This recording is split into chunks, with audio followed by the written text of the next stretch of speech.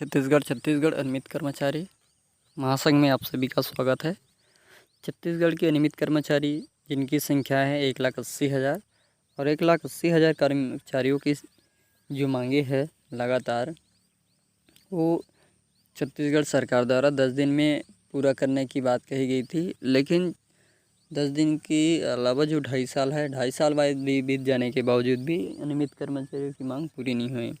इस कारण छत्तीसगढ़ अनियमित कर्मचारियों द्वारा लगातार अपनी मांगों को लेकर संघर्ष करते आ रहे हैं और इसी बीच में छत्तीसगढ़ के स्कूल सफाई कर्मचारियों द्वारा इस आंदोलन का आयोजन किया गया, क्योंकि प्रत्येक बार उनको यही आशा दिया जाता है कि जल्दी आपकी मांगें पूरी होगी, लेकिन अभी तक उनकी मांगें पूरी नहीं हुई है।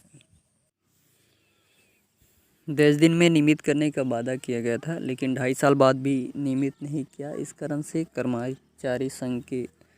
सभी सदस्यों ने मोर्चा खोला और इसमें नियमितीकरण की मांग की, जिसमें छत्तीसगढ़ सीएम हाउस घेराव के लिए निकले थे, लेकिन सीएम हाउस घेराव करने के निकले और जैसे ही अनियमित कर्मचारियों ने निकले थे उनको पुलिस ने रोक लिया और इसी बीच में और कर्मचारियों के बीच जमकर धक्का पुक्की हुई और संघ के अध्यक्ष ने कहा कि जो 10 दिन में नियमित करने का वादा किया गया था, लेकिन 2.5 साल भी पूरा हो गई है, उसके बावजूद भी अनियमित कर्मचारियों की मांगें पूरी नहीं हुई है। इस प्रकार जो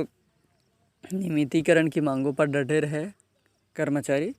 दरअसल बात आए कि छत्तीसगढ़ संयुक्त अनियमित कर्मचारी महासंघ के जो बैनर नियमितीकरण की मांग को लेकर प्रदेश के अनियमित कर्मचारियों हड़ताल पर है और संघ के अध्यक्ष कहा कि प्रदेश में जो 1,80,000 अनियमित कर्मचारी है, जिनकी नियमितीकरण की मांगे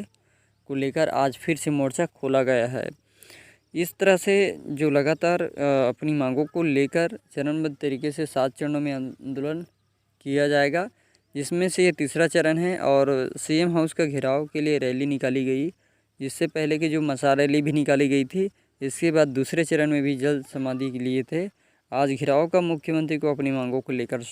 ज्ञापन सौंपा जाएगा। इसी बीच में जो नियमित कर्मचारियों को नियमित करने की मांग की जो आंदोलन है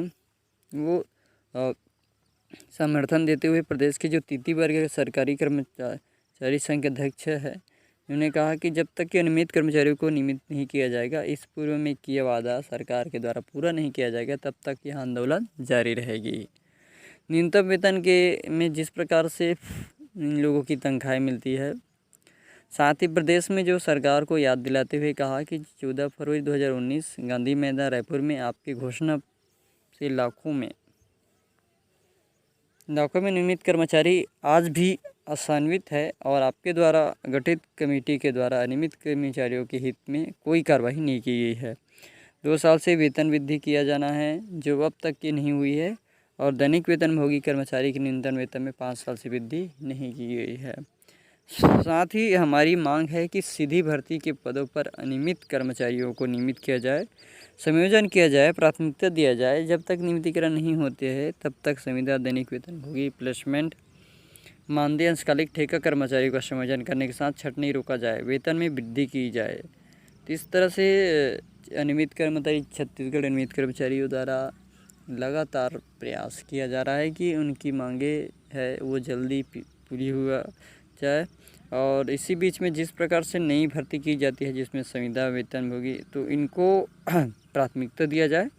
और प्राथमिकता देने के साथ साथ समायोजन किया जाए, ताकि जो पूर्व से कार्यरत